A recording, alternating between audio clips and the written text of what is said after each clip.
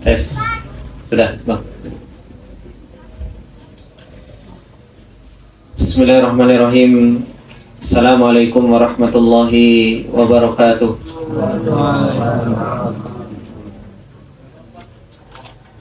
Innal hamdalillah nahmaduhu wa nasta'inuhu wa nastaghfiruh wa na'udzu billahi min shururi anfusina wa min sayyiati a'malina. May yahdihillahu fala mudilla lahu wa may yudlil fala hadiya lahu. Asyhadu an la ilaha illallah wahdahu la syarika lah wa asyhadu anna Muhammadan abduhu wa rasuluh.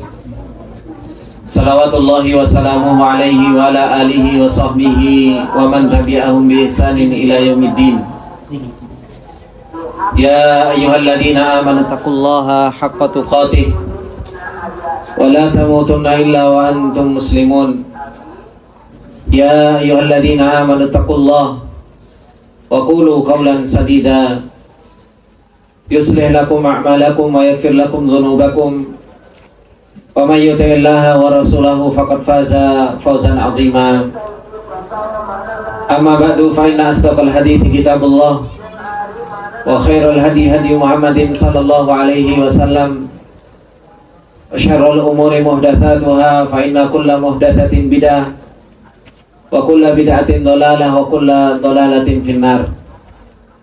Allahumma la ilma lana illa ma 'allamtana innaka antal alimul hakim. Allahumma arzuqna ilman nafi'an wa rizqan thayyiban wa amalan mutaqabbala.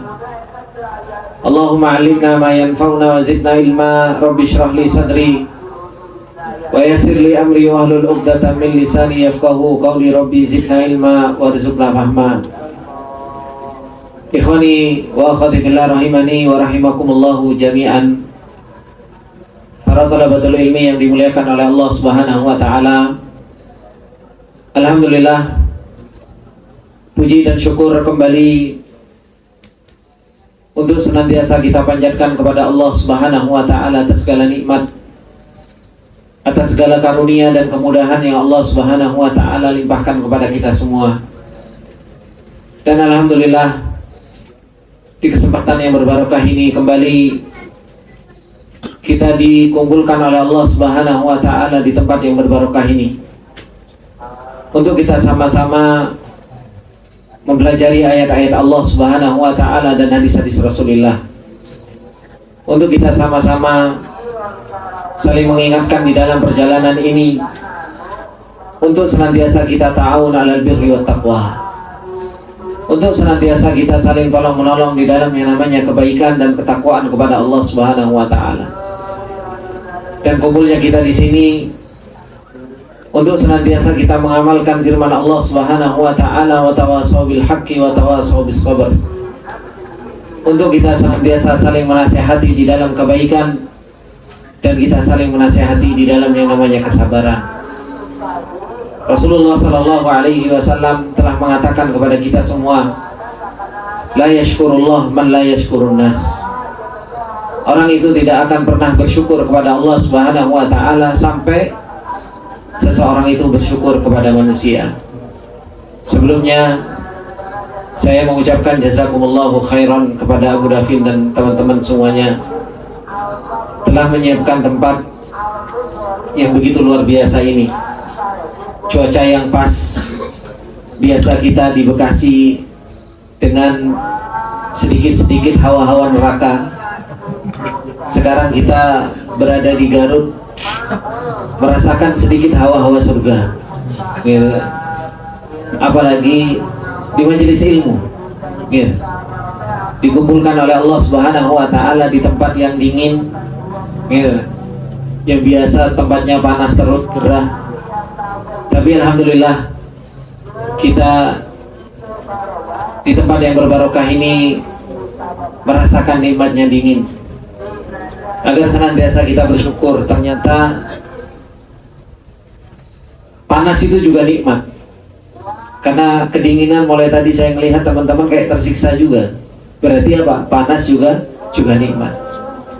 Maka sebelumnya saya ucapkan jazakumullahu khairan kepada teman-teman Abu Davin dan kawan-kawan atas segala apa yang telah diupayakan ini.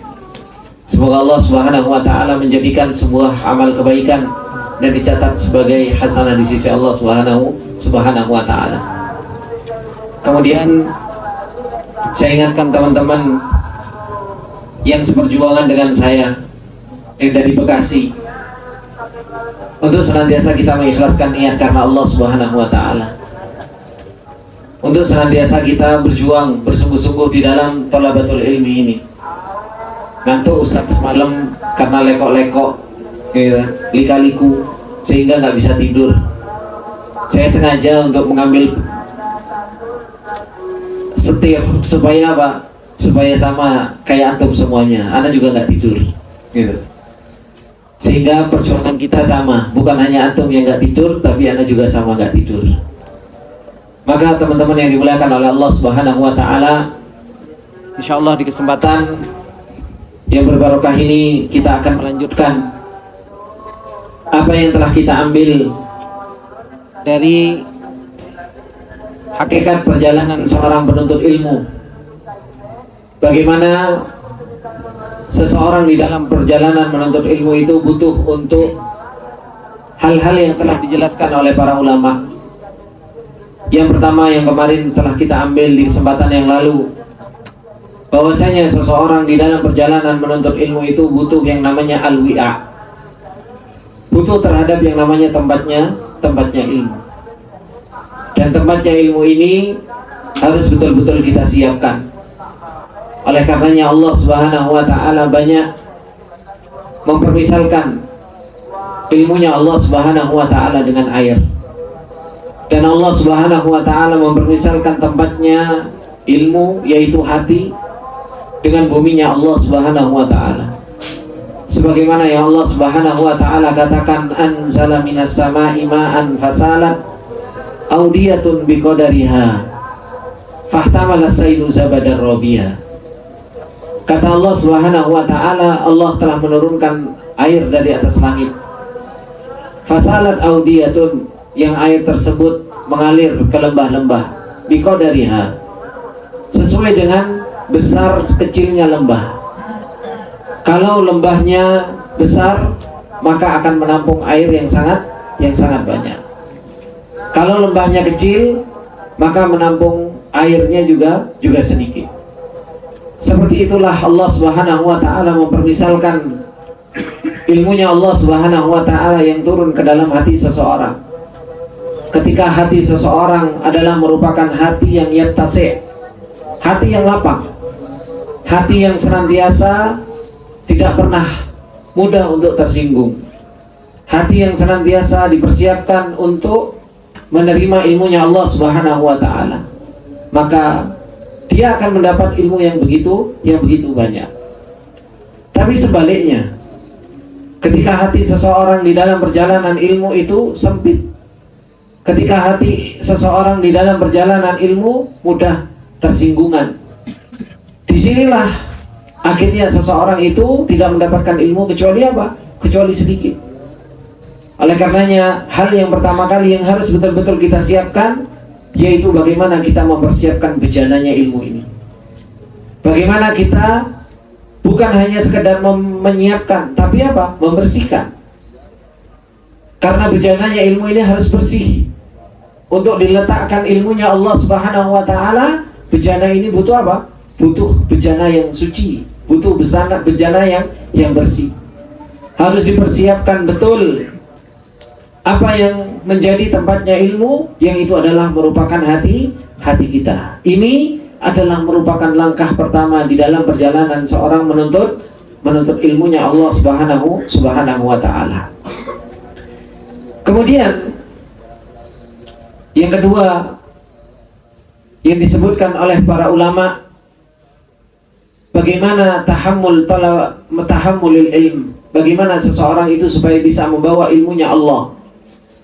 Kata beliau, al-matlabu tsani maratibu nailil ilmi. Pembahasan yang kedua di halaman ke-18, yaitu apa? Maratibu nailil ilmi. Tingkatan-tingkatan di dalam mendapatkan apa? Mendapatkan ilmu. Karena ilmu ini, ikhwani wa akhwati fillah rahimani wa rahimakumullah jami'an, adalah merupakan sebuah perjalanan yang harus dijalani oleh seorang. Ilmu ini tidak ujuk-ujuk langsung diberikan oleh Allah Subhanahu wa taala kepada seseorang tanpa adanya perjalanan. Bahkan sekelas Rasulullah sallallahu alaihi wasallam, bagaimana Rasulullah sallallahu alaihi wasallam untuk mendapatkan ilmu itu diproses oleh Allah Subhanahu wa taala. Untuk seseorang itu mendapatkan ilmu harus diperjalankan oleh Allah Subhanahu wa taala 23 tahun. Rasulullah sallallahu alaihi wasallam menjalani proses ilmu. Dan sebelum dari itu Rasulullah sallallahu alaihi wasallam sudah dipersiapkan. Hatinya harus dibedel. Hatinya harus apa? Hatinya harus dibelah. Dicuci terlebih dahulu oleh Allah Subhanahu wa taala dan malaikat Jibril. Diperintahkan malaikat Jibril untuk membawa apa? Bejana yang isinya air Zam-Zam. Dibedah di waktu Rasulullah sallallahu alaihi wasallam masih kecil. Dicuci, dikeluarkan haddun minasyaitan. Bagian syaitan yang ada di dalam hati Rasulullah sallallahu alaihi wasallam itu apa? Dikeluarkan. Seperti itu Rasulullah sallallahu alaihi wasallam diproses perjalanan ilmunya. Oleh karenanya di dalam perjalanan ilmu itu ada apa? Ada maratibu nailil ilmi. Ada perjalanan untuk mendapatkan ilmu itu ada prosesnya. Makanya kata beliau, linailil ilmi maratibun. Untuk seseorang itu mendapatkan ilmu itu ada tingkatan-tingkatan. Kita ini kadang di dalam perjalanan menuntut ilmu jarang sekali memperhatikan perjalanan ilmunya. Bagaimana sih supaya kita mendapatkan ilmu? Itu jarang kita perhatikan. Yang kita perhatikan itu hanya sekedar konten ilmunya. Yang kita perhatikan terkadang itu hanya ilmunya itu sendiri. Tapi bagaimana di dalam kita mendapatkan ilmu itu jarang diperhatikan. Oleh karenanya kata beliau, linailil ilmi maratibun. Untuk mendapatkan ilmu itu ada maratibnya, ada tingkatan-tingkatannya. Yang bagi li talibil ilmi mura'ataha. Yang sepantasnya bagi seorang penuntut ilmu untuk senantiasa memperhatikannya.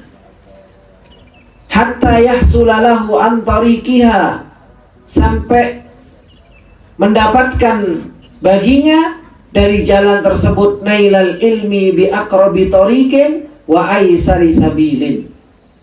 Ini tujuannya. Kenapa kok kita harus perhatian terhadap maratibu nailil ilmi ini?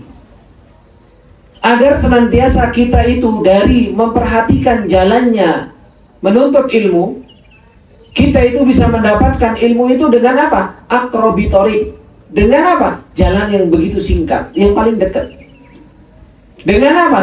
Aisari sabil. Untuk kita senantiasa mencari jalan yang paling apa? Jalan yang paling ringan, jalan yang paling apa? Mudah di dalam perjalanan menuntut ilmu.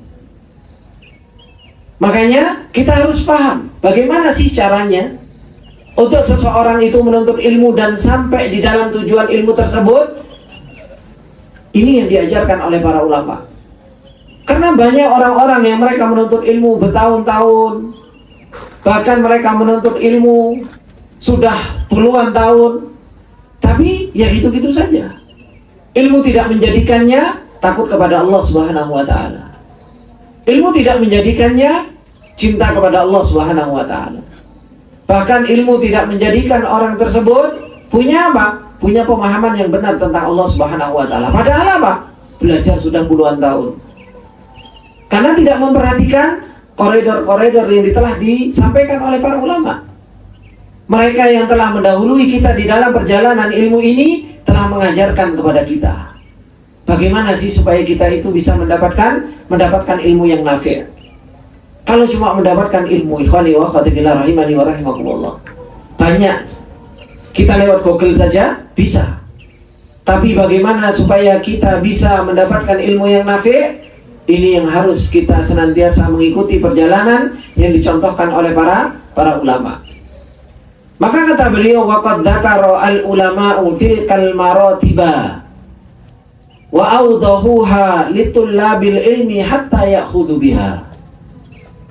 Dan sungguh para ulama telah menyebutkan tingkatan-tingkatan itu, dan mereka telah menjelaskan satu persatu dari tingkatan-tingkatan tersebut bagi penuntut ilmu, sampai mereka itu bisa mengambil dengan cara tersebut ilmunya Allah Subhanahu wa ta'ala. Disebutkan oleh Imam Ibnul Mubarak rahimahullah ta'ala, kata beliau, qala Ibnul Mubarak, ilmu itu tingkatannya apa sih? Kata beliau, awwalul ilmi an-niyatu. Pertama kali ilmu itu adalah merupakan niat, ikhlas karena Allah Subhanahu wa ta'ala. Ini yang harus diperhatikan pertama kali. Untuk kita senantiasa mendapatkan ilmu yang nafi', ilmu yang bermanfaat, maka apa? Ikhlas ini harus diperhatikan. Awwalul ilmi an-niyatu. Pertama kali yang harus dijalani oleh seseorang itu adalah merupakan apa? Niat diperhatikan. Makanya sebagian para ulama mengatakan, kami dahulu belajar ilmu, dan ilmu tersebut ya'ba. Ilmu tersebut itu apa? Enggan untuk kita dapatkan. Sampai kapan? Sampai nakunu mukhlisan, sampai kita ini harus menjadi orang yang ikhlas. Baru apa? Ilmu itu mau datang kepada kita. Sampai ilmu itu mau datang kepada kita. Kadang kita menuntut ilmu awalnya itu karena tadi yang disebutkan sama Bang Azri, ya kan? Karena kejebak. Tapi lama-lama ilmu tersebut akan mengantarkan seseorang itu menjadi orang yang ikhlas. Baru ilmu itu akan menjadi orang yang ilmu tersebut akan masuk ke dalam diri seseorang tersebut. Ada orang yang mereka menuntut ilmu itu ya coba-coba. Ada orang yang mereka menuntut ilmu itu dulunya mungkin awalnya apa? Daripada nganggur. Tapi apa? Semakin belajar ilmu tersebut enggan sampai menjadikan orang tersebut itu menjadi orang yang ikhlas betul-betul di dalam perjalanan ilmu. Akhirnya apa? Dibenerin seluruh aspek kehidupannya. Apalagi urusan hatinya. Maka kata beliau Imam Ibnul Mubarak, awalul ilmi an-niyatu, tsummal istima', kemudian belajar untuk mendengar, belajar untuk mendengar, tsummal fahmu, kemudian apa? Mulai memahami, tsummal hifdzu, kemudian apa? Menghafal, tsummal amalu, kemudian mengamalkan, tsumman nashru, baru kemudian setelahnya menyebarkan. Inilah tingkatan ilmu. Bagaimana beliau menjelaskan kepada kita, ikhwani wa akhwati fillah rahimani wa rahimakumullah jami'an, Imam Ibnul Mubarak, ketika beliau menjelaskan kepada kita tentang tingkatan ilmu, yang pertama kali niat yang harus kita apa? Yang harus kita benerin. Kemudian apa? Tsummal istima', belajar dengerin, belajar mendengarkan yang baik. Kemudian tsummal fahmu, tsummal hifdzu, dipahami, kemudian dihafal. Baru diamalkan, baru baru disebarkan, diajarkan kepada orang lain. Dan ini coba antum perhatikan. Di dalam antum setoran ilmu, ketika antum harus diperintahkan untuk mendengar, itu kan sebenarnya istima, itu proses ilmu yang sebenarnya diajarkan. Makanya ketika seumpamanya teman-teman yang sudah dari Bekasi ini, dahulunya awal-awal itu Pak Sus, beliau asli orang Bandung, teman-teman. Beliau adalah sekarang yang paling sepuh di sini, yang setoran paling sepuh, yang pakai baju merah di belakang. Itu aslinya orang mana Pak? Antapani Pak ya? Gang Silir. Tahu Gang Silir? Apa? Dekat Abu Dhabi. Aslinya beliau orang Bandung, cuma alhamdulillah kesasar ke Bekasi, ketemu dengan kita teman-teman, termasuk diantara as-sabiqun al-awwalun, termasuk diantara orang yang awal-awal itu setoran. Ketika suruh setoran gitu loh, beliau melihat kitab itu apa ini gitu, sampai tanya sama anak, Ustaz, nggak ada terjemahannya? Nggak ada. Habis itu cari-cari beliau terjemahannya, cari-cari, nggak ketemu-ketemu. Bertanya metode belajarnya. Metode belajarnya awalnya sama seperti halnya teman-teman Bandung, masih dimanja. Yaitu apa? Dulu saya awal-awal gimana? Ditalkin, sama kayak antum-antum. Ditalkin, ya kan? Al-auzanu, al-fi'lu, al-thulatiyu, al-mujarradu. Saya artikan satu-satu. Belajar istima, belajar dengar. Supaya apa? Supaya telinganya itu biasa sabar untuk mendengar. Gitu. Habis itu terkadang salah dengar. Nanti apa? Kemudian habis dengar, coba ditulis, diharokati. Ternyata itu pun apa? Belajar dengar aja masih banyak salah. Ya? Sudah diulang, saya ulang, saya ulang, saya ulang. Itu pun kadang apa? Wong doroba artinya memukul, ya dipukul. Berarti apa? Istimanya kan kurang. Berarti belajar mendengarnya itu masih belum. Makanya awwalu ilmi an-niyah tsummal istima'. Menuntut ilmu itu sebenarnya belajar dengar. Belajar mendengar. Kenapa? Karena kalau seandainya antum sudah jadi seorang pembawa ilmu, seandainya antum sudah menjadi orang alim, antum harus banyak mendengar. Ada orang cerita, ada orang yang berkeluh kesah, ya kan?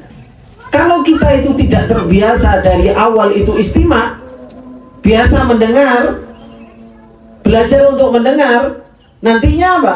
Nantinya kita itu ketika kita menjadi pembawa ilmu, kita gak mau mendengar pendapat orang lain. Akhirnya kita gak mau dengan apa? Dengan mendengar keluh kesah orang lain. Karena dari awal perjalanan ilmunya itu, istima'nya itu sudah tidak ada. Belajar untuk mendengarnya itu sudah tidak pernah dijalani. Makanya apa? Awwalu ilmi an-niyah tsummal istima'. Belajar untuk dengar. Kuping itu betul-betul dipasang. Setelah telinga itu dipasang, belajar dengerin apa yang disampaikan oleh ustadznya, apa yang disampaikan oleh gurunya, baru setelahnya apa? Tsummal fahmu. Jangan buru-buru, tapi apa? Dipahami terlebih dahulu. Makanya Rasulullah SAW ketika diajarkan oleh malaikat Jibril Al-Quran, ditegur oleh Allah Subhanahu Wa Taala karena apa? Karena istijal, gitu. Terburu-buru. Disuruh untuk mendengar terlebih dahulu. Dengerin dulu wahai Muhammad. Baru apa? Baru engkau ucapkan juga. Jangan buru-buru engkau langsung mengucapkannya. Karena apa? Penting istima' itu di dalam ilmu itu sangat penting. Karena istima' mendengar itu ada kaitannya dengan apa? Dengan al-fahmu, dipahami. Setelah dipahami, baru apa? Tsummal hifdzu, kemudian baru dihafal. Ini proses ilmu. Makanya kalau seseorang itu menuntut ilmu kok nggak mau ngapal, maka apa? Sudah dari awal saya katakan gagal perjalanan ilmunya.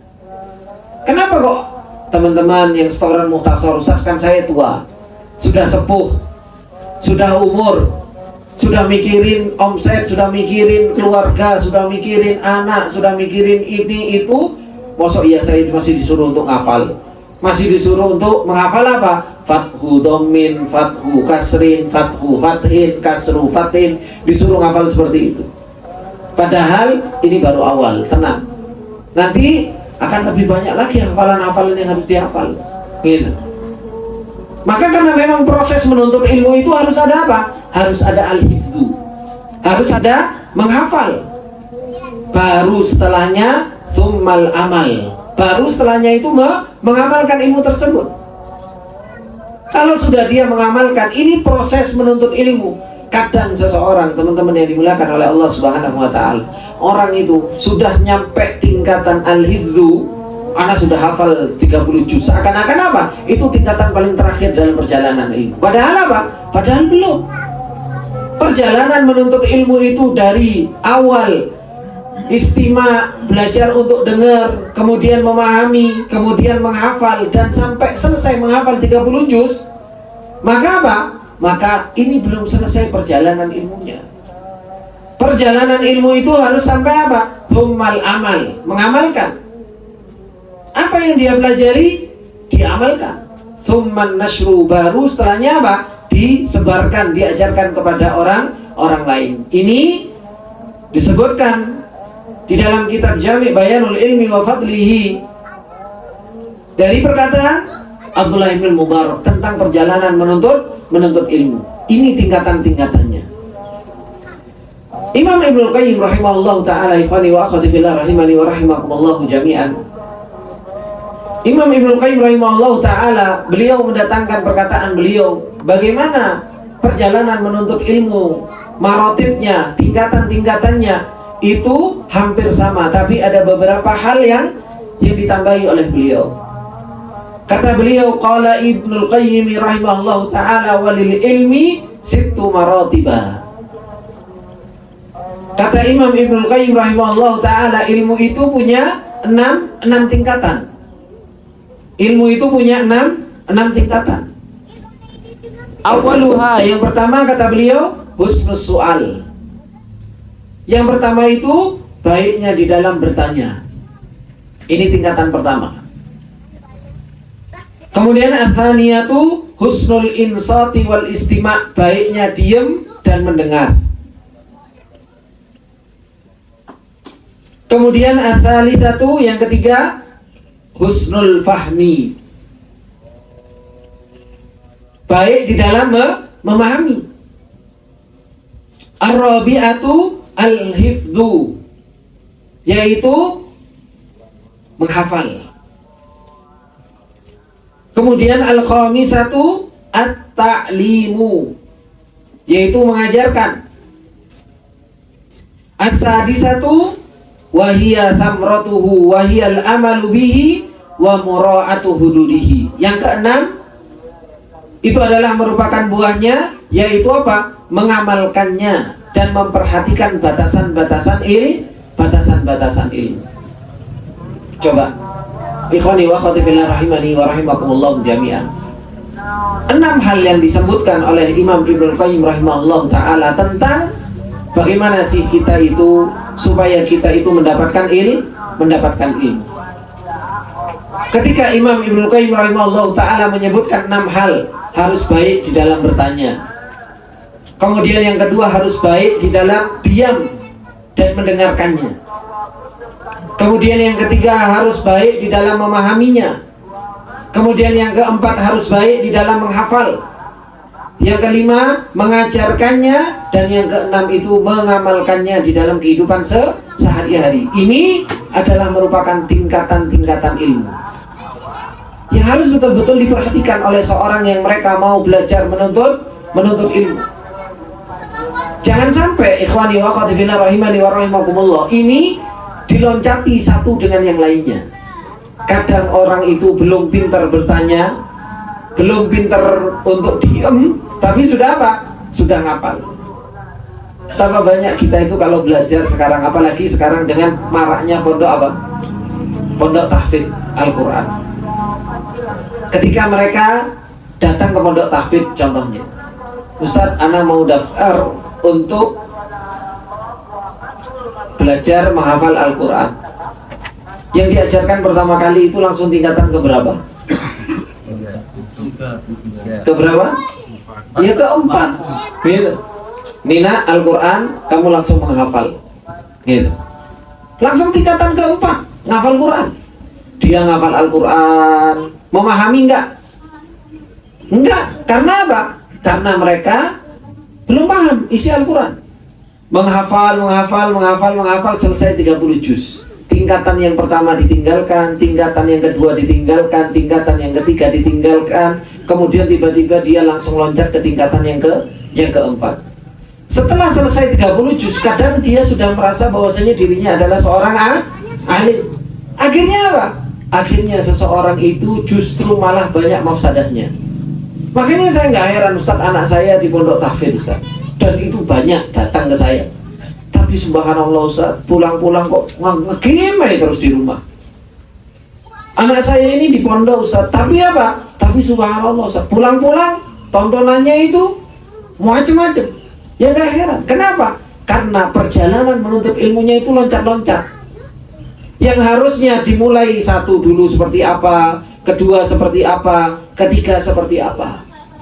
Makanya para ulama dahulu, teman-teman, Para sahabat ketika mereka menceritakan perjalanan iman, apa kata mereka? Kunna nata'allamul iman qabla an nata'allamal Qur'an. Kami dahulu itu belajar iman sebelum belajar Al-Quran.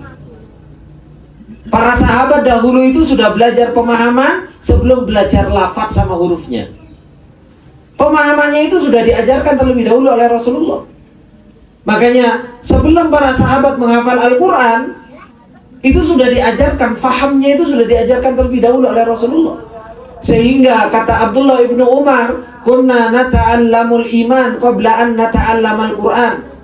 Kullama naqra'ul Qur'an izdada imanuna. Setelah kita paham dan kita membaca sendiri Al-Quran tersebut, dan kita sudah mulai hafal, Al-Quran tersebut menambahkan keimanan. Kenapa? Karena ada faham terlebih dahulu. Karena ada paham terlebih dahulu. Maka ini yang harus kita jalani di dalam perjalanan ilmu. Jangan sampai kita ini di dalam perjalanan ilmu, kita ini loncat-loncat. Akhirnya apa? Kita ini nggak berhasil. Lama menuntut ilmu. Ada yang menuntut ilmu 10 tahun, 15 tahun, 20 tahun. Tapi apa? Hasil ilmunya kok seperti itu saja. Maka ini 6 hal yang disebutkan oleh Imam Ibnu Qayyim rahimahullah ta'ala yang harus betul-betul kita perhatikan. Kemudian beliau, ikhwani wa akhwati fillah rahimani wa rahimakumullah jami'an, mentafsir satu persatu dari 6 yang disebutkan oleh Imam Ibnu Qayyim rahimahullah ta'ala. Kata beliau, ammal martabatul ula, adapun tingkatan yang pertama, yaitu apa? Husnus soal, baiknya di dalam bertanya, di dalam menuntut ilmu. Apa kata beliau? Fahiya husnus soal, baiknya di dalam bertanya. Kemudian beliau menjelaskan, faminan nasi man yuhramu al ilmu. Ada orang-orang yang mereka diharamkan ilmu. Kenapa? Li adami husni su'alihi, karena dia itu di dalam bertanya itu tidak bagus. Karena dia itu nggak bisa bertanya di dalam ilmu. Kenapa sebabnya? Imma li annahu la yas'alu bihal. Bisa saja dia memang orangnya itu nggak pernah tanya. Disuruh untuk tanya. Makanya kalau habis setoran ada yang mau ditanyakan, dia apa? Dia nggak bertanya. Padahal setumpuk permasalahan di kepalanya itu yang nggak paham itu banyak gitu. Tapi nggak mau tanya gitu. Ada yang ditanyakan, nanti adalah dengan berjalannya waktu paham. Betul, dengan berjalannya waktu paham. Tapi apa? Bertanya itu adalah merupakan sebab seseorang itu menuntut ilmu. Makanya apa? Bertanya itu penting. Apalagi kalau seorang guru itu membuka apa? Pertanyaan. Ada yang ditanyakan dari yang tadi sudah saya diktekan. Ada yang ditanyakan dengan apa yang tadi sudah saya ajarkan. Diam semuanya, kayak paham. Besok ketika ditanya, Allahu Akbar walillahilham. Gitu. Ini menunjukkan bahwasanya apa? Husnus soalnya belum ada. Tingkatan ini masih berada banyak di tingkatan ini kita ini. Tingkatan pertama ini kita belum ada. Kenapa? Bisa jadi imma li'annahu la yas'alu bihal. Dia memang orangnya itu nggak tanya, nggak mau tanya. Gitu. Atau kata beliau, au yas'alu an syai'in wa ghairuhu ahammu ilaihi minhu, atau dia tanya yang lain padahal apa? Padahal ada sesuatu yang lebih penting baginya. Diajari ilmu nahwu sama sorof gitu. Kadang seseorang itu diajari pengajian, kan betapa banyak itu. Ustadz, ana mau bertanya tentang sesuatu yang lain. Belum tentu sesuatu yang lain itu lebih penting daripada pembahasan yang dibahas. Makanya husnul soal ini penting. Bertanya itu dan baiknya di dalam pertanyaan itu sangat penting. Oleh karenanya malaikat Jibril yang bertanya kepada Rasulullah Sallallahu Alaihi Wasallam bertanya tentang perkara-perkara yang hebat. Ketika datang malaikat Jibril dan mengatakan ketika bertanya tentang anil Islam, anil iman, anil ihsan, pertanyaan bermanfaat. Kemudian berbicara tentang an amarotiha, tentang anisaah, gitu kan? Duar yang ngantuk, ayo wudu sana.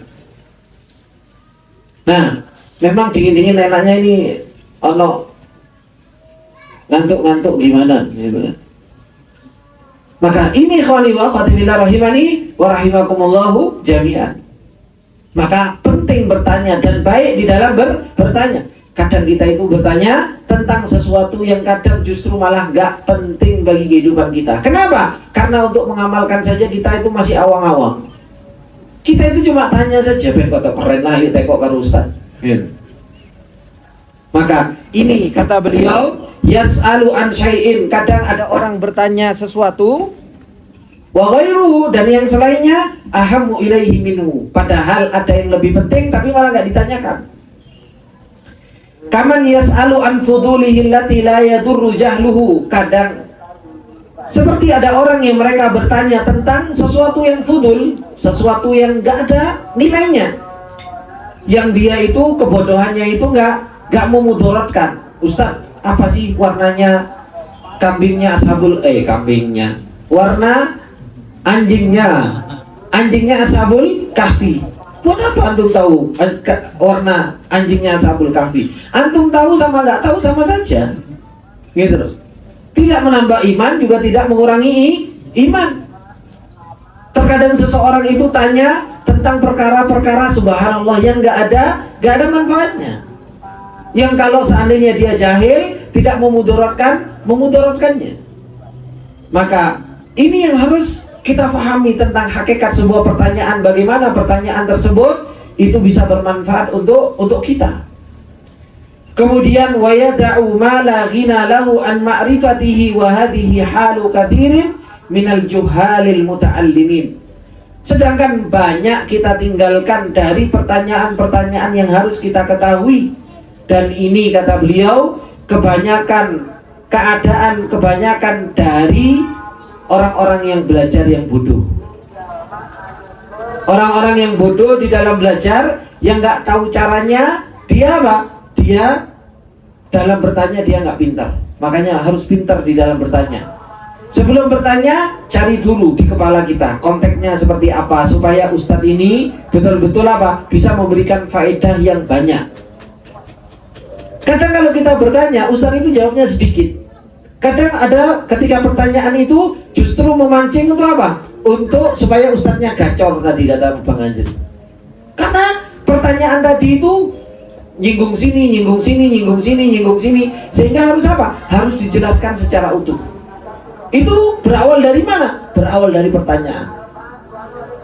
Oleh karenanya Aisyah radhiyallahu taala anha mengatakan, apa kata Aisyah? Rahimallahu nisa al-ansor. Semoga Allah merahmati wanita-wanita Ansor. Kenapa wanita-wanita Ansor ini, Pak? Lam yamna'hunnal haya, tidak menghalangi mereka rasa malu. An yas'alna an amri dinihin, untuk mereka bertanya tentang perkara agama mereka. Wanita-wanita Ansor datang kepada Rasulullah itu tanya itu udah malu. Gitu. Dan mereka tanya saja kepada Rasulullah SAW, dan mereka tidak menghalangi mereka. Kadang seorang akhwat, ya kan, malu-malu mau bertanya. Padahal apa? Penting. Entah itu terkadang bertanya tentang masalah haid, masalah nifas. Makanya para sahabat itu banyak mendapatkan ilmu berkaitan dengan wanita di situ. Dari mana? Dari pertanyaan orang-orang Ansor ini kepada Rasulullah, dan gak malu. Dan mereka mengatakan innallaha la yastahi minal haq. Wahai Rasulullah, Allah itu gak malu untuk menjelaskan yang hak. Baru mereka bertanya.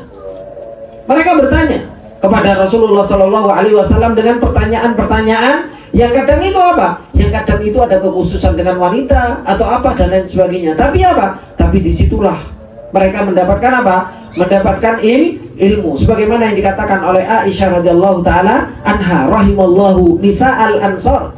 Semoga Allah merahmati wanita-wanita Ansor. Kenapa? Lam yamna'hunnal haya, tidak pernah rasa malu itu menghalangi mereka an yas'alna an amri dinihin, untuk mereka bertanya tentang perkara agama mereka.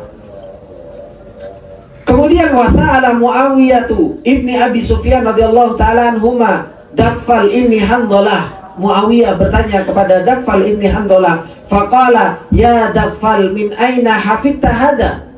Dari mana engkau menghafal ilmu ini? Apa kata beliau? Hafidtu hada biqalbin uqul wa lisanin saul. Aku itu dapat ilmu itu dengan hati yang senantiasa banyak mikir. Gitu. Makanya kenapa kok sering mentelengi? Anak itu sering sampaikan, Mukhtasar itu kok ya sering dipentelengi, dilihat. Kenapa? Karena orang itu banyak mikir itu kalau apa? Kalau dilihat. Gitu. Orang itu kalau melihat baru mulai mikir. Banyak mikir itu banyak melihat itu mengakibatkan mikir. Orang itu sering melihat. Abu David sering melihat David Store. Dilihat saja, datang dilihat, kepikiran. Tapi kalau sering safar, gitu, biasa saja. Dan seperti itu. Bang Andri sering mikirin istrinya. Kenapa? Mau dilihat terus istrinya. Gitu. Tapi kalau seseorang itu melihat Mukhtasar, dikit-dikit dilihat Mukhtasar, lama-lama dipikir. Kenapa? Karena mata itu akan menjadikan orang itu mikir. Gitu. Makanya ilmu itu didapatkan dari mana? Kata Daghfal, biqalbin uqul, dengan hati yang sering mikir. Sering mikir itu disebabkan karena sering melihat. Harus sering-sering dipandangin, jangan istri aja ditelok. Sudah, istri itu dilihat ya tetap seperti itu, hidupnya di depan, nggak mungkin pindah ke belakang, itu nggak mungkin. Gitu. Tapi apa? Mukhtasar dilihat pojok kanan, pojok kiri, gitu kan, atas bawah dilihat terus. Itu saja kadang dipentelengi saja, kadang kita lupa. Ini di sebelah mana? Di mana ya Ustaz? Itu. Supaya apa? Sering mikir, akhirnya apa? Kalau sudah sering mentelengi, buktikan sering mentelengi, oh ternyata saya nggak paham. Lisanin saul, akhirnya bertanya, Ustaz setelah saya lihat kok ternyata saya nggak paham, maksudnya apa ini? Makanya saya itu kadang lihat, oh ini murid ini jarang bertanya. Ini menunjukkan antara paham atau sama sekali nggak paham. Gitu. Gitu. Saking bingungnya, kenapa? Akhirnya bingung Ustaz mau bertanya apa? Karena tadi jarang dipandangi, jarang dilihat. Gitu. Jarang untuk dilihat, dipikir. Oleh karenanya kata Daghfal itu, ilmu itu didapatkan dari mana? Qalbin uqul, hati yang senantiasa mikir. Setelahnya apa? Lisanin saul, lisan yang senantiasa bertanya. Kemudian kata Abdullah ibnu Abbas radhiyallahu taala anhuma, beliau mengatakan apa? Dalaltu taliban fa'azzaztu matluban. Kata Abdullah ibnu Abbas radhiyallahu taala anhuma, beliau itu untuk mendapatkan ilmu, bagaimana caranya? Dalaltu taliban, aku merendahkan diri dengan aku mencari. Terus bertanya, mencari, dan mencari. Fa'azzaztu matluban, sehingga aku menjadi orang yang mulia dan dicari. Dan dicari. Disebutkan oleh Abdullah ibnu Abbas radhiyallahu ta'ala anhu, bagaimana beliau itu sampai menghinakan diri di dalam perjalanan ilmu. Kata Abdullah ibnu Abbas, wajadtu amata ilmi Rasulullah sallallahu alaihi wasallam inda hadzal hayy minal ansar. Kata Abdullah ibnu Abbas, aku dapatkan keumuman ilmunya Rasulullah sallallahu alaihi wasallam itu di kampungnya orang-orang Ansor. Kenapa? Orang-orang Ansor ini rajin banget kalau suruh bertanya, Pak. Itu orang-orang Ansor. Mereka itu kalau suruh bertanya kepada Rasulullah sallallahu alaihi wasallam itu sangat apa? Sangat rajin. Gak paham, bertanya. Gak paham, bertanya kepada Rasulullah sallallahu alaihi wasallam. Makanya kata Abdullah ibn Abbas, aku dapatkan keumuman ilmunya Rasulullah itu di kampungnya orang-orang Ansor. Kemudian kata beliau, in kuntu la aqila inda babi ahadihim. Sampai keberadaanku itu apa? Tidur siang di salah satu depan pintu rumah mereka. Ini yang terjadi. Bagaimana Abdullah ibn Abbas itu datang ke rumahnya orang Ansor karena untuk bertanya satu hadis, satu ilmu. Ternyata ketika datang ke rumahnya orang tersebut, orangnya tidur, qailullah. Akhirnya apa? Abdullah ibn Abbas selendangnya diletakkan di depan rumahnya, tidur juga di depannya. Ini Abdullah bin Abbas yang Rasulullah Shallallahu Alaihi Wasallam katakan apa? Yang Rasulullah katakan, Allahumma alimhu ta'wil, ya Allah ajarkan kepada beliau ilmu tafsir. Nah, kata beliau, in kuntu la akila inda babi ahadihim walau syi'tu adinali walakin abtagi bidzalika tiba nafsihi. Kalau aku mau, gitu loh. Kalau aku mau, aku akan meminta izin dan dia akan mengizinkan kepadaku. Akan tetapi aku mencari ilmu itu dengan apa? Dengan dalal tu taliban tadi, dengan merendahkan diri supaya apa? Tiba nafsihi, dengan seperti itu hati mereka itu memberikan ilmu kepadaku itu dalam keadaan baik. Merendahkan diri Abdullah bin Abbas. Makanya sampai seorang Ansor tersebut mengatakan, wahai anak paman Rasulullah, kenapa engkau nggak nyuruh orang untuk apa? Untuk supaya aku datang kepadamu. Untuk aku datang kepada engkau. Makanya ada sebuah perkataan, al ilmu yu'ta wala ya'ti. Ilmu itu didatangi, bukan mendatangi. Jangan ustati kon tekono omah, gitu. Tapi ilmu itu harus diusahakan. Kemudian waqala Abu Ishaq, dan dikatakan oleh Abu Ishaq, beliau mengatakan, qala alayya kalimatin law rahiltum al-muti fihinna la'afnaitumuhunna qabla an tudriku mithlahunna.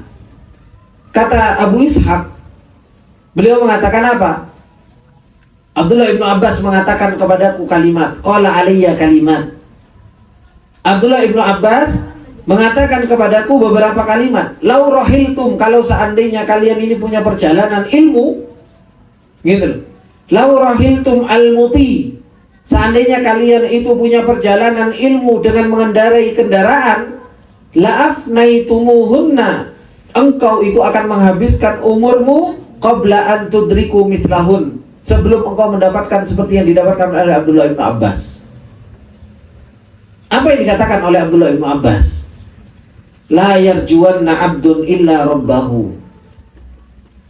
La yarjuwanna abdun illa rabbahu. Janganlah seseorang hamba itu mengharap kecuali kepada Allah. Jangan mengharap kepada makhluk. Mengharap kepada makhluk adalah merupakan sebuah awal kekecewaan. Mengharap kepada makhluk adalah merupakan apa? Sebuah kehinaan. Kata beliau, la yarjuwanna abdun illa rabbahu wa la yakhafanna illa dzambahu. Dan janganlah seseorang hamba itu takut kecuali pada dosanya. Takut kok pada istrinya. Takut itu sama dosa. Ya. Maka kemudian kata beliau, wala yastahi man la ya'lam. Dan jangan pernah malu orang-orang yang mereka tidak tahu an yata'allama, untuk belajar. Jangan pernah malu orang yang mereka itu mau menuntut ilmu, untuk belajar menuntut ilmu. Ana Ustaz sebenarnya ingin sekali belajar menghafal setoran, tapi ana malu Ustaz. Kenapa? Ana baru Ustaz, jadi nggak bisa. Sama Pak, dulu mereka yang bisa itu berawal dari nggak bisa, gitu. Jangan pernah putus asa, jangan pernah malu. Kemudian wala yastahi idza sa'ala amma la ya'lam, dan an yaqula la a'lam. Dan jangan pernah malu kalau ditanya dari sesuatu yang kita tidak tahu untuk mengucapkan la a'lam. Kita ini subhanallah kalau ditanya itu kayaknya kita ini adalah orang yang paling alim. Kalau nggak tahu ya sampaikan saja nggak tahu. Allahu a'lam itu nisful ilm. Ana itu dulu pas waktu belajar sama Syekh Abdul Muhsin Al-Abbad, hafizahullah ta'ala, beliau itu sudah sepuh. Belajar dulu Sahih Bukhari. Setelah beliau belajar menyelesaikan Kutubus Sittah, dan padahal pas waktu itu beliau kalau ngajar itu nggak pakai kitab. Ngajar Kutubus Sittah itu nggak pakai kitab Pak, gitu loh. Dan beliau kadang itu sama Syekh Rusyaidan itu, kata beliau, irji sofah sekian, gitu. Coba kamu kembali ke halaman sekian, di situ ada perkataan sekian. Nanti beliau menyebutkan, nanti di sini ada hadis, nanti itu karena hafalannya luar biasa, gitu kan, Syekh Abdul Muhsin. Tapi kalau ditanya Pak, jadi habis pelajaran itu ditanya, Syekh, mah hukum gini, Apa jawabannya beliau? Yang sering saya dengar, Allahu a'lam, la adri, ma'arif. Coba jawabannya itu Allahu a'lam, saya nggak tahu, saya belum tahu. Gitu. Itu jawaban beliau. Ngapal kutubus sittah, ngajar kutubus sittah, tapi apa? Jawabannya la a'lam. Kita umdatul ahkam enggak. Subhanallah, pertanyaan semuanya dijawab. Gitu. Ya, ini menunjukkan apa? Menunjukkan sedikitnya ilmu kita ini akhirnya subhanallah. Semua ilmu seakan-akan itu bisa kita jawab. Dan itulah adabnya seorang alim. Kalau memang dia itu nggak tahu atau dia itu ragu-ragu dengan jawabannya, makanya apa? Makanya nggak usah dijawab. Kemudian kata beliau, wa'lamu anna manzilatas sabri minal iman kamanzilatir ra'si minal jasadi. Ketahuilah, kedudukan sabar di dalam iman itu seperti kedudukan kepala di dalam jasad seseorang. Fa idza dhahabar ra'su dhahabal jasadu. Kalau kepalanya hilang, maka jasadnya juga apa? Jasadnya juga hilang. Gitu. Nggak ada jasadnya. Wa idza dhahabas sabru dhahabal iman. Kalau sabar itu hilang, maka apa? Iman itu juga akan pergi. Sulit untuk beramal.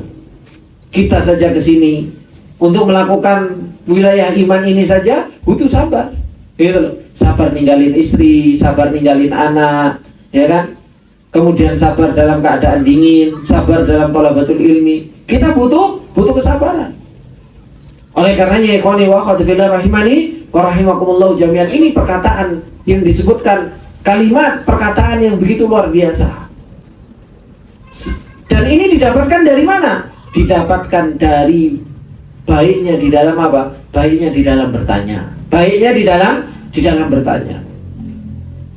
Kemudian ikhwani wa akhwati fillah rahimani wa rahimakumullah jami'an, kata beliau, wa min kalami ba'dil ilmi, termasuk juga di antara perkataan sebagian ahlul ilmi berkaitan dengan tingkat yang pertama ini loh.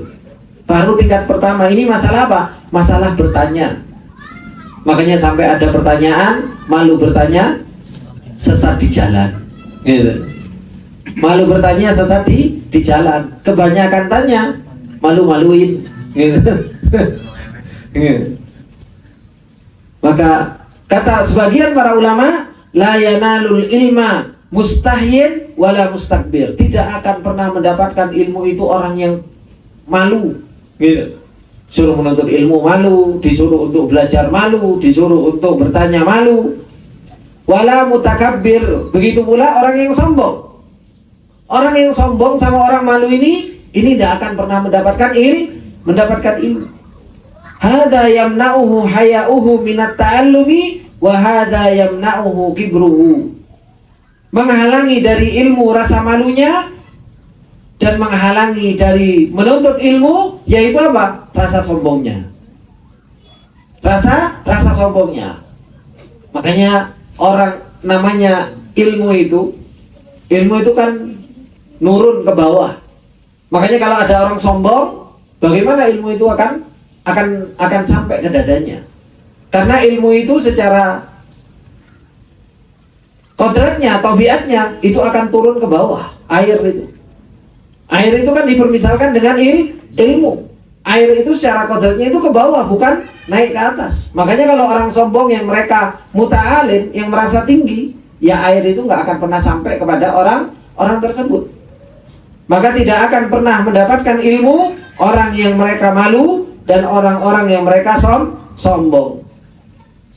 Kemudian kata beliau, wa innama humidat hadhil akhlaqu fi talabil ilmi. Hanya saja akhlak ini dipuji di dalam perjalanan menuntut ilmu, li'annaha tariqun ila tahsilihi, karena dia itu adalah merupakan jalan untuk mendapatkan ilmu. Bertanya itu adalah merupakan jalan untuk mendapatkan ilmu. Fakanat min kamalir rajuli wa mufdiyati ila kamalihi, maka bertanya itu adalah merupakan termasuk di antara apa? Termasuk di antara kesempurnaan seseorang untuk mendapatkan apa? Kesempurnaan ilmu. Wa min kalamil hasan, sebagaimana yang dikatakan, dan itu adalah merupakan perkataan yang bagus.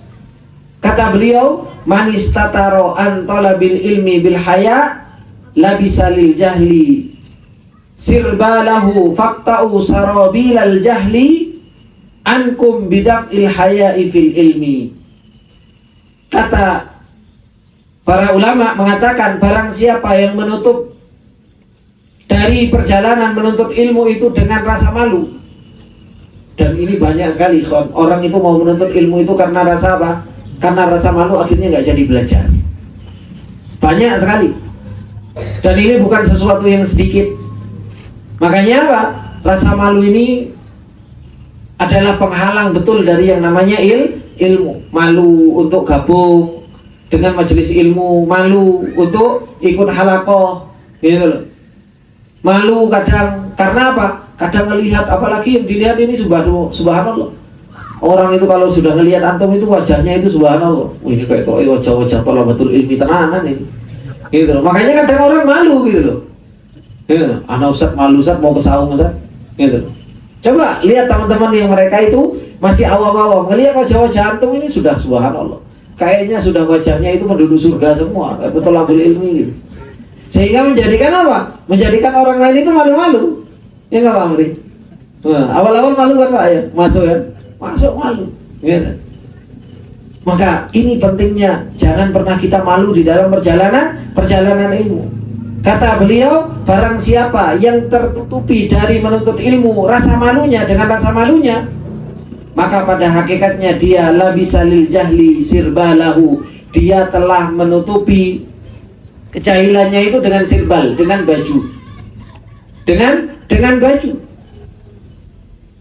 Maka kata beliau, faqta'u, maka potonglah sarobilal jahli, maka potonglah baju kejahilan ini dari kalian dengan apa? Binaf'il haya, dengan menghilangkan rasa malu di dalam perjalanan ilmu. Fa'innahu man raqqa wajhuhu raqqa ilmuhu. Ini perkataan singkat tapi punya makna dalam. Karena sesungguhnya man raqqa wajhuhu raqqa ilmuhu. Sama-sama raqqa tapi punya makna yang berbeda.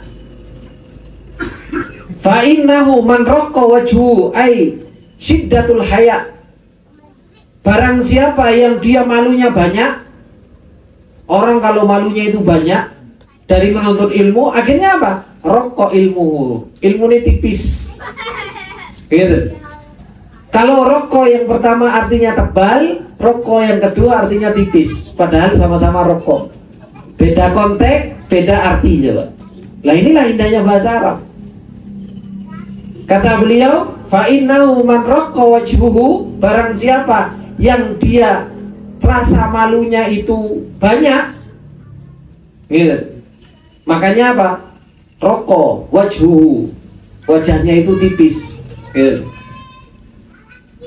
Karena kalau yang muka tebel, apa? Orang kalau nggak punya rasa malu itu apa? Dibilang apa? Tebel muka, kan itu. Nah ini kalau wajahnya tipis karena malah rasa malunya yang begitu banyak, akhirnya apa? Raqqa ilmuhu, ilmunya sedikit. Ilmunya sedikit, dan ini terbukti di dalam kehidupan seseorang. Kemudian kata beliau, wa qala al-Khalil rahimahullahu taala, manzilatul jahli bainal haya'i wal unfah. Kata Al-Khalil rahimahullah ta'ala, bahwasanya apa? Kedudukan jahil itu antara apa? Antara malu dan apa? Unfah itu congkak, gitu. Orang sombong itu gak akan pernah dapat ilmu. Orang malu itu juga tidak akan pernah mendapat malu. Orang malu dia tidak akan pernah mendapatkan ilmu. Kemudian disebutkan wa min kalami Ali radhiyallahu ta'ala anhu. Ali radhiyallahu ta'ala anhu juga mengatakan tentang permasalahan ilmu. Apa kata beliau? Qarantul haibata bil khaybati wal haya'a bil hirmani. Kata beliau, Imam Ali radhiyallahu ta'ala anhu, aku gandengkan antara haibah dengan khaybah. Antara apa? Orang kalau haibah, orang kalau dia itu punya kedudukan, dia akan bergandengan dengan apa? Dengan khaybah. nanti penyesalan. Gitu. Karena orang kalau dia ngejar kedudukan, nantinya dia akan banyak menyesalnya. Ini nggak bisa terlepas. Ini akan terus bergandengan. Begitu pula apa? Al-haya, rasa malu itu bergandengan dengan apa? Al-hirman, dengan diharamkan ilmu. Ini yang dikatakan oleh beliau Imam Ali bin Abi Thalib radhiyallahu taala anhu. Kemudian kata Ibrahim kepada Al-Mansur, wa qala Ibrahimu lil Mansur. Imam Ibrahim berkata kepada Al-Mansur, apa kata beliau? Sal mas'alatil hamqa. Sal mas'alatal hamqa. Tanyalah permasalahan orang bodoh. Kita itu kalau tanya itu wis tanya saja, kayak kita ini orang-orang betul-betul orang-orang bodoh gitu. Wahfad hifdzal aqyasi. Tapi kalau kita menghafallah seperti menghafalnya orang yang cerdas. Menghafalnya orang yang cerdas. Kalau mau tanya saja. Kayak kita betul-betul tidak tahu. Ustaz tanya, Ustaz gini. Ustaz tanya gini. Makanya salah satu sebab untuk mendapatkan ilmu itu ya bertanya. Saya itu, teman-teman yang dimuliakan oleh Allah Subhanahu wa taala, saya itu kesempatan ketemu sama Ustaz Abu Izi itu kan jarang-jarang sebenarnya. Tapi apa? Kesempatan ketika saya bertemu, disitulah saya itu kesempatan untuk banyak bertanya. Gitu. Bertanya, persiapan apa yang mau saya pertanyakan itu saya siapkan. Pertanyaan-pertanyaan. Kalau ketemu, saya bertanya. Kenapa? Kesempatan bertanya. Dulu saya punya guru namanya Syabul Hasan Al-Ma'ribi. Saya pernah belajar dan duduk di markas beliau di Yaman. Beliau itu kalau datang ke Syekh Albani rahimahullah ta'ala, beliau itu bawa 50 soal. Jadi datang ke Yordan, itu datang dengan membawa apa? Hanya membawa soal, pertanyaan. Jadi datang ke Syekh Albani itu apa? Membawa 50 pertanyaan. Dan direkam itu pertanyaan-pertanyaan. Dan nanti dijawab. Jawaban beliau. Begitu pula beliau itu kalau datang ke ulama, beliau selalu membawa pertanyaan, pertanyaan. Karena memang salah satu dari apa? Dari sebab untuk seseorang itu mendapatkan ilmunya dengan bertanya. Jadi pertanyaannya itu dikumpulkan, apa yang muskilah, apa yang iskal, apa yang belum dipahami, itu dikumpulkan, ketemu sama ahlinya, maka apa? Ditanyakan pertanyaan-pertanyaan tersebut. Kadang kita itu kalau ketemu sama pertanyaan, kadang kita nggak catat. Ketika ketemu sama Ustaz, ada yang mau tanyakan, Ustaz lupa udah Ustaz, gitu. Makanya apa? Kalau kita ada sesuatu yang ditanyakan, catat dulu, disimpan 1. Nanti ada yang bertanyakan 2, tanyain 3. Nah, ini yang harus betul-betul dicoba kita praktekkan dalam perjalanan menuntut ilmu kita. Husnul soal, baiknya di dalam apa? Bertanya. Kemudian kata beliau, wa kadzalika su'alun nas wa aibun wa naqsun fir rajuli wa dillatun tunafil muru'ah illa fil ilmi. Orang itu kalau bertanya kepada manusia atau meminta kepada manusia itu aib, kekurangan, dan itu adalah merupakan kerendahan, dan itu bertolak belakang dengan apa? Dengan muru'ah, dengan kehormatan seseorang. Kecuali apa? Kecuali seseorang itu minta ilmu, bertanya tentang ilmu. Fa innahu ainu kamalihi wa muru'atihi wa izzihi. Karena kalau minta ilmu itu menunjukkan kesempurnaan, menunjukkan tentang kehormatan, sebagaimana yang dikatakan oleh ahlul ilmi, khairu khisalir rajuli as-su'alu anil ilmi. Sebaik-baik perangai seorang laki-laki yaitu bertanya tentang ilmu. Kemudian waqala Ali radhiyallahu ta'ala anhu, dan Ali radhiyallahu ta'ala anhu mengatakan, saluni, bertanyalah kepadaku. Faqama Ibnul Kawa fasa'ala an-nasya, maka Ibnul Kawa bertanya tentang perkara. Faqala Ali wailak sal tafaqquhan wala tasal ta'annutan. Dan ini adab di dalam bertanya. Beliau terakhir menjelaskan dalam bertanya itu juga ada adabnya. Apa adabnya? Ketika Ali radhiyallahu ta'ala anhu mempersilahkan murid-muridnya untuk bertanya, maka Faqama Ibnul Qawa dan bertanya sesuatu. Ali bin Abi Thalib gak menjawab, tapi Ali menjawab apa? Sal wailak sal tafaqquhan, celaka kamu katanya. Kalau kamu bertanya, bertanyalah untuk mendapatkan ilmu, bukan ta'annud. Kadang kita itu kalau bertanya cuma ngetes Ustaz, jawabannya kira-kira apa? Gitu. Padahal sudah sering ditanya. Ustaz tanya muamalah berkaitan dengan masalah gupai semuanya.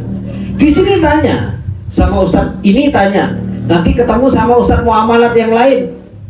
Tanya Soalnya apa? Ustaz itu jawabnya ini, siapa tahu Ustaz ini berbeda. Ustaz tanya permasalahan ini. Tanya bukan untuk diamalkan, tapi tanya untuk apa? Untuk pengen tahu Ustaznya ini apa? Jawabnya seperti apa? Ini pertanyaan yang tidak akan pernah bisa membukakan ilmu kita. Justru malah apa? Justru di situ su'ul adab. Ini adalah merupakan adab yang buruk. Kadang tanya untuk membenturkan antara satu ustaz dengan ustaz yang lain. Habis tanya ustaz tanya seperti ini, habis tanya ustaz tapi ustaz tersebut kok jawabnya seperti itu ya ustaz. Loh, ini namanya apa? Su'ul adab di dalam bertanya. Oleh karenanya kata Ali bin Abi Thalib radhiyallahu taala anha, sal tafaqquhan, kalau kalian mau bertanya, bertanyalah untuk mengilmui. Bukan apa? Wala tasal ta'annutan, bukan untuk mendebat, bukan untuk membanding-bandingkan, bukan untuk hanya sekedar mengetahui jawaban. Tapi apa? Orang itu ketika seseorang itu bertanya, sal tafaqquhan, dalam keadaan pengen mengilmui dan mengamalkan apa yang dia pertanyakan. Kemudian wa ansyada Ibnul A'rabi, sehingga Ibnul A'rabi beliau memberikan nasihat nasyid syair. Kata beliau, fasal faqiha takun faqihan mitlahu, maka bertanyalah kalian kepada ahlul ilmi sehingga engkau menjadi ahlul ilmi sepertinya. Man yasa'a fi ilmi badlin yamharu, maka barang siapa yang dia berusaha berjuang di dalam perjalanan ilmu dan dia mencurahkan seluruh perjuangannya, maka yamharu, dia akan menjadi orang mahir di dalam ilmu tersebut. Ini ikhwani wa akhwati fillah rahimani wa rahimakumullah jami'an, maratibul ula. Tingkatan yang pertama dalam perjalanan ilmu itu belajar bertanya. Belajar bertanya. Oleh karenanya dahulu yang bertanya kepada Rasulullah itu pertama siapa? Ahlul ilmi, malaikat Jibril yang bertanya, sehingga mendapatkan manfaat yang begitu banyak. Yang bertanya kepada Rasulullah siapa? Ya murid-murid Rasulullah. Murid-murid Rasulullah Sallallahu Alaihi Wasallam. Kenapa? Karena kalau yang tanya murid-murid, pasti yang ditanyakan itu adalah sesuatu yang bermanfaat. Pasti yang ditanyakan itu adalah sesuatu yang bermanfaat. Sehingga apa? Sehingga ilmunya akan menjadi bermanfaat untuk dirinya, untuk diamalkan. Begitu pula bermanfaat untuk orang lain yang di sekitarnya. Bukan hanya untuk pertanyaan menyebarkan fitnah, gitu loh. Kadang pertanyaan itu subhanallah menggiring untuk membangun sebuah jawaban yang diinginkan oleh penanya. Maka bukan seperti ini, karena adab di dalam bertanya dan maratibul ilmi di dalam menuntut ilmu yang pertama yaitu apa? Husnus soal, baik di dalam bertanya. Ini ikhwani wa akhwati fillah rahimani wa rahimakumullah jami'an. Mungkin ini adalah merupakan sesi pertama, karena sudah ada yang mulai ngantuk-ngantuk, ada yang mulai tidur, gitu kan. Jadi insya Allah kita cukupkan dulu seperti di waktu sekarang, dan insya Allah kita akan lanjutkan di kesempatan yang akan datang jam 7 ya, istirahat setengah jam ya, jam 7 ya udah ya Bang Anjay. Oh setengah 8, istirahat 1 jam buat mungkin sarapan. Hah?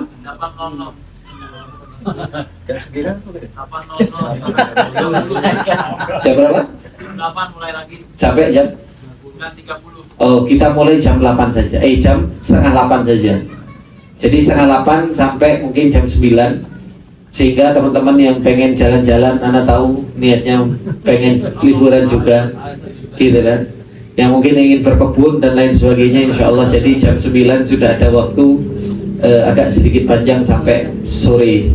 Seperti itu. Semoga Allah Subhanahu wa taala berikan taufik kepada kita semua, dan mungkin nanti juga ada tambahan sesi perkenalan dengan teman-teman, mungkin teman-teman dari Bekasi ingin memberikan sedikit pengalaman belajar mukhtasar supaya teman-teman nggak Bandung ketemu sama ustadz kayak saya, gitu kan.